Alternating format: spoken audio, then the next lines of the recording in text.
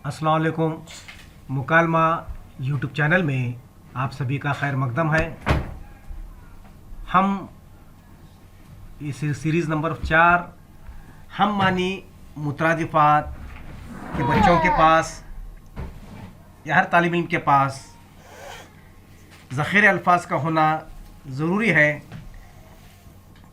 और ज़ख़ीरे अल्फाज बढ़ाना ये हमारा मकसद है।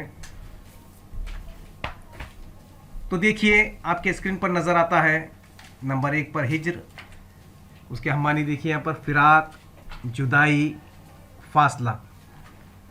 दूसरा देखो हजू।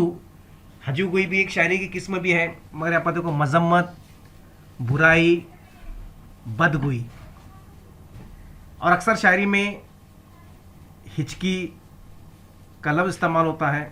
तो देखिए उसके हम मानी सिसकी, गिग्गी बनना, हुड़की, हरासा, खौफज़दा, डरा हुआ, मायूस।